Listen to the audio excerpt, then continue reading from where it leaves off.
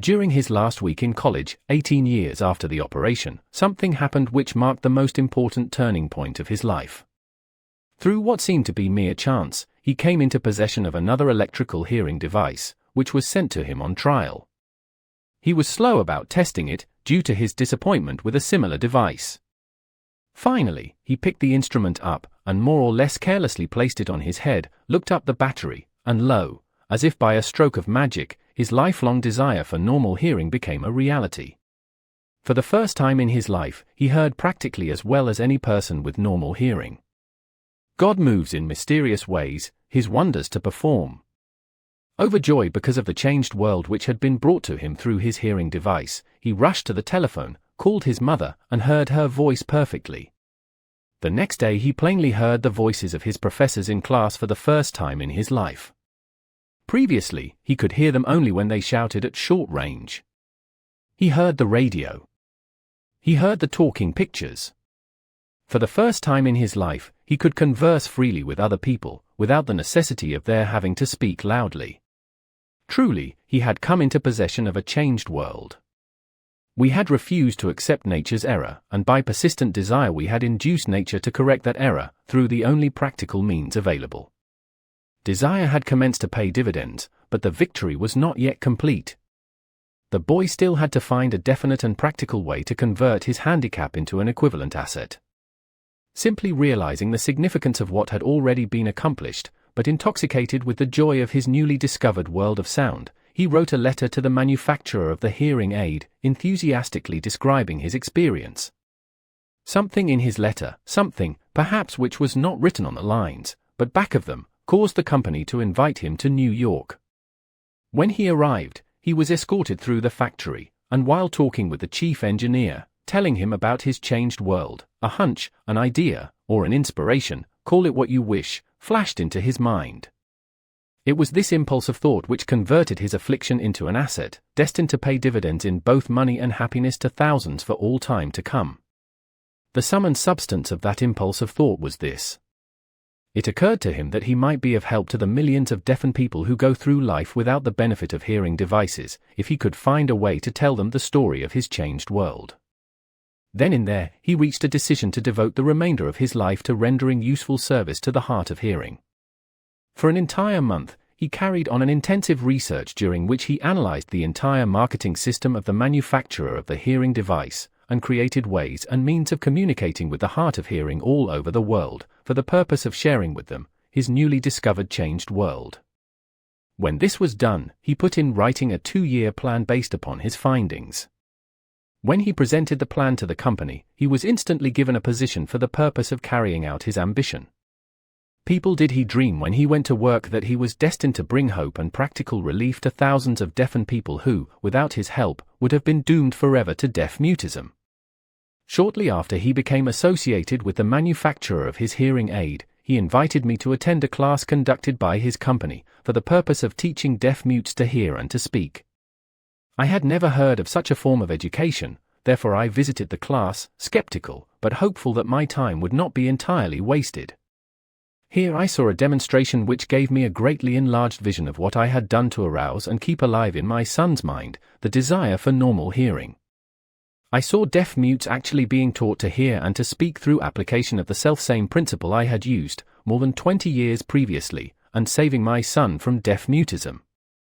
Thus, through some strange turn of the wheel of fate, my son, Blair, and I have been destined to aid in correcting deaf mutism for those as yet unborn, because we are the only living human beings, as far as I know, who have established definitely the fact that deaf mutism can be corrected to the extent of restoring to normal life those who suffer with this affliction. It has been done for one, it will be done for others. There is no doubt in my mind that Blair would have been a deaf mute all his life if his mother and I had not managed to shape his mind as we did. The doctor who attended at his birth told us, confidentially, the child might never hear or speak.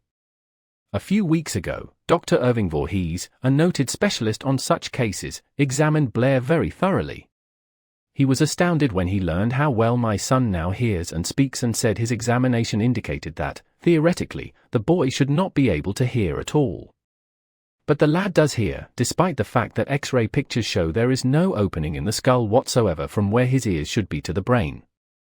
When I planted in his mind the desire to hear and talk and live as a normal person, there went with that impulse some strange influence which caused nature to become bridge builder and span the gulf of silence between his brain and the outer world, by some means which the keenest medical specialists have not been able to interpret.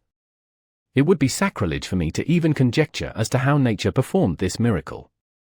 It would be unforgivable if I neglected to tell the world as much as I know of the humble part one assumed in the strange experience.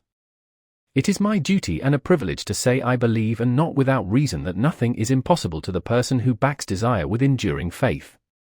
Verily, a burning desire has devious ways of transmuting itself into its physical equivalent. Blair desired normal hearing.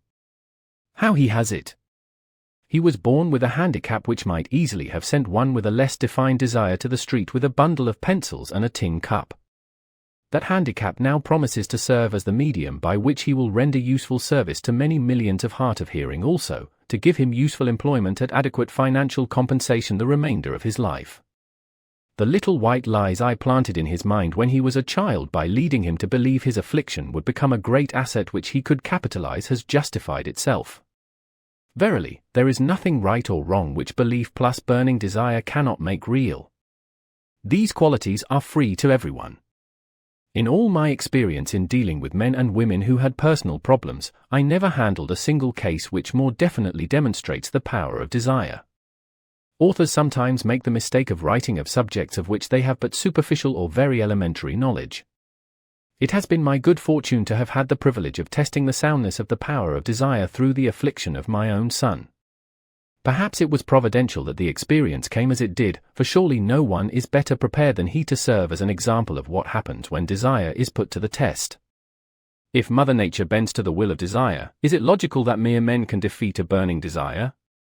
Strange and imponderable is the power of the human mind. We do not understand the method by which it uses every circumstance, every individual, every physical thing within its reach as a means of transmuting desire into its physical counterpart. Perhaps science will uncover this secret. I planted in my son's mind the desire to hear and to speak as any normal person hears and speaks. That desire has now become a reality. I planted in his mind the desire to convert his greatest handicap into his greatest asset. That desire has been realized. The modus operandi by which this astounding result was achieved is not hard to describe. It consisted of three very definite facts. First, I mixed faith with the desire for normal hearing, which I passed on to my son. Second, I communicated my desire to him in every conceivable way available through persistent continuous effort over a period of years. Third, he believed me. Because this chapter was being completed, news came of the death of Madame Schumann Hencke. One short paragraph in the News Dispatch gives the clue to this unusual woman's stupendous success as a singer. I quote the paragraph, because the clue it contains is none other than desire. Early in her career, Madame Schumann Hencke visited the director of the Vienna Court Opera to have him test her voice. But he did not test it. We're taking one look at the awkward and poorly dressed,